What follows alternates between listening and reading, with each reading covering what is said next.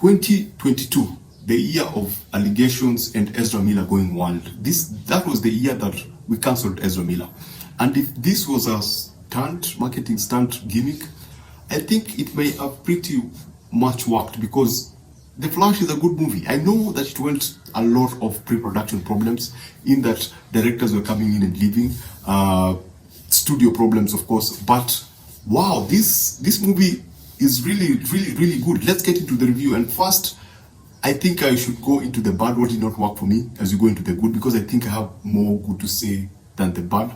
The CGI, oh my goodness, this feels like it needed to go through another pass before it was produced, before it was brought onto our screens. There are some obvious poor 3D renders. My goodness, the first act, there's a scene with a hospital and a few babies, and you can clearly look at some things like the babies, and you can tell that they are 3D models. You can actually tell that the dog is not real.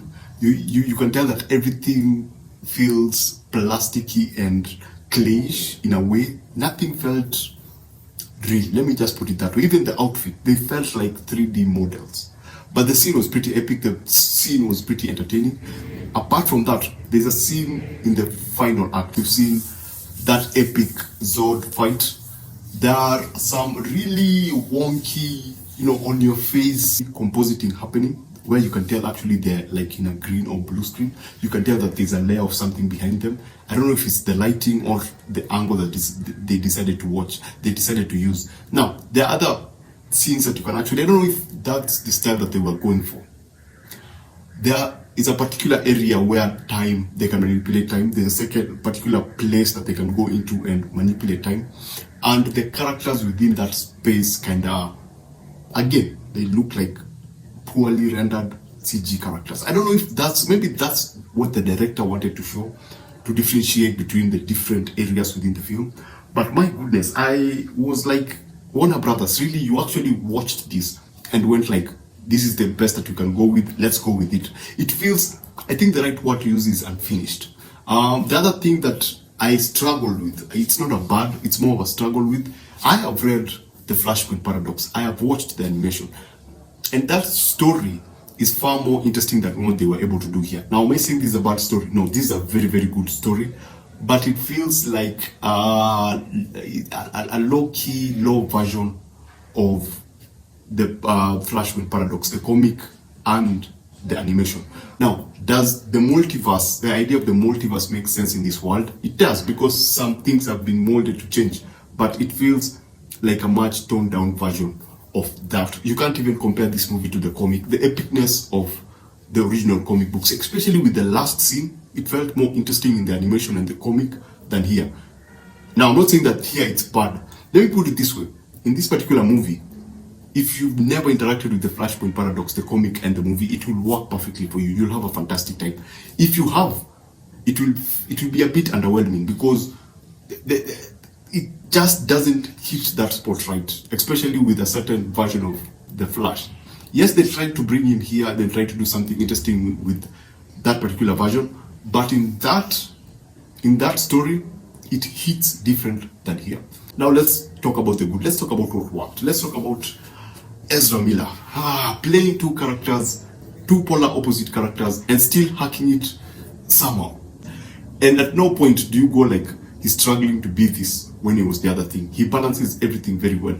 So well that at some point you forget that you're watching the same character. They sell you so much into that idea. Ezra Miller sells you into that idea that you find yourself accepting that there is a possibility that Ezra Miller might have a twin who just happens to be an actor.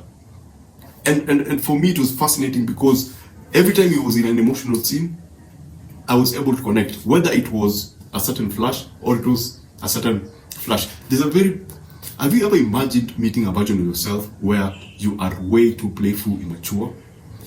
If you think about that, then that is exactly what we have here. We have a very mature Flash, we have a very immature Flash, and they have to interact in a way, and it's played by a single character. That was pretty cool. That was pretty well done. The other thing is the direction. Now, Andy Muschietti was able to tell a very complex sci-fi superhero movie, because this is not only a superhero movie. There are a lot of sci-fi elements, and it leans a lot into sci-fi and time travel, basically. And Back to the Future, because it's referenced and they reference it a lot. And so if a person is coming into this, when they've never interacted with the comic book, the director is able to tone down everything in such a way that everything is clear. He uses a lot of visual cues. He uses a lot of imagery that help make you and I understand what is happening in terms of time travel. And he actually tries his best to make it clear for everyone. I didn't have a Christopher Nolan point whereby you go like, what the hell is happening? I never had that problem. Everything connected, everything actually worked. Outside the director, there was a lot of humor. It's a very funny movie. I really, and this is like the first two acts are incredibly funny. When Barry meets the other Barry, extremely funny. Now the interactions with the Batmans, I think they did something. And let's not talk about the Batmans because you already know Michael Keaton is in the film. But can we just talk about the cameos? And I'm not going to mention them, but I'm going to talk about how they treat fan service in this movie. We've seen what they did with Spider-Man No Way Home. We've seen Spider-Man Into the Spider-Verse.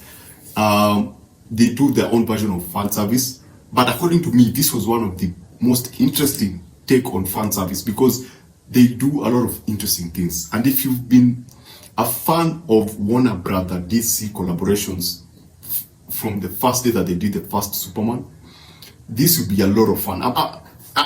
I'm trying to avoid spoiling, but this will be a lot of fun because they did a lot of small things that we've seen and small things that we've never seen. And they bring them together in such a way that, as a fan of DC, if you've been in the internet and you've listened to speculations and you've listened to some ideas that never came to happen, then you'll have a great time.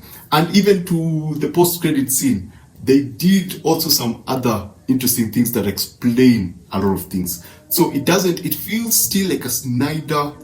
There's an element of Snyder that is brought in, one or two, that actually tie into this story, and an explanation is made in such a way that it does not insult the Snyderverse and it does not praise any other particular version of the superheroes that we've seen from DC.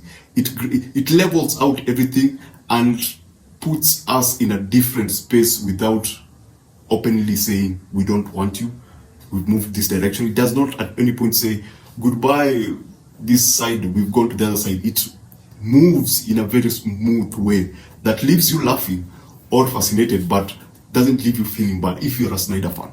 The cameos, they are cameos, and I won't spoil it for you. And wow, Ben Affleck's Batman, I'm kind of disappointed because, again, I wish they would have borrowed from what we know from the comics. I wish they would have tried to borrow a lot from that, because that for me would have made Ben Affleck's character more interesting. But they used him perfectly in this movie. What you see on the trailers, that particular segment, fantastic. You see, I've never seen, okay, I have seen good Batman movies, but the way they treated Batman in this movie, both of them, and possibly others, it's really, really well done. So yeah, that's it. Is there anything else? I love the way they and I think I've talked about it.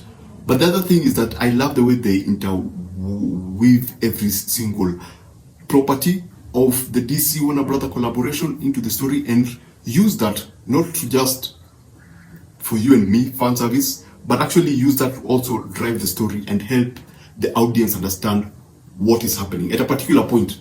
And we were cheering and we were like, what? This is awesome. Okay, we didn't think that it should ever happen, but everyone was cheering. Let me just put it that way. The other thing is the parents. Wow. I love the way they brought them into this story and the way they used them, because you keep hearing me complain about the original graphic novel and the animation. I think what they did with the parents here, especially the mom, this movie has heart, and the center of that heart is the mom. And what they were able to do with the humor and the emotional moments, it just makes this a feel-good movie. Let me just put it this way. There were a lot of laughing, and at a certain point, I had someone sniffle. I had someone cry because of just a certain very, very small, really, really powerful moment.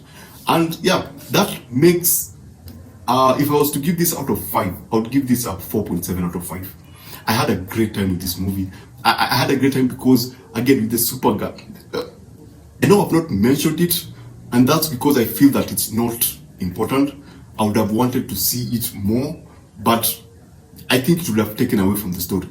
Supergirl, Zod, the whole idea, that's just it's a warning, yeah? That's just a plot point. It's nothing. It is important within the story, it's there to serve the story, but don't go there for them, because this is a Flash movie. They're there, but they're there to push the plot forward. And this too is less about Zod and Supergirl. Their conflict is equivalent to, it's not equivalent to, it's somehow at the same level of Wonder Woman and Aquaman. That conflict that they had, it feels more or less, because it's more of different people from different areas coming to fight in a particular area, which forces now Flash to do something that now puts into action the third act, puts into action the final, the final confrontation. So, as a warning, I give this 4.7, but as a warning, don't go in expecting a lot of Zod, don't go in expecting a lot of Supergirl, because what they did with them, I wouldn't call it, they were not treated like they were the core part of the story. I don't know if I'm making sense. The director focused on the character. At no point did he forget that the most important thing about the story was the Flash and everything that was happening around the Flash. So Zod, Supergirl are there to serve the story of the Flash. That's why it's called the Flash movie. Anyway, that's it. Thanks for watching. If you're still here, please subscribe, and remember to watch what you enjoy and enjoy what you watch. So thanks for watching. See you on the next one.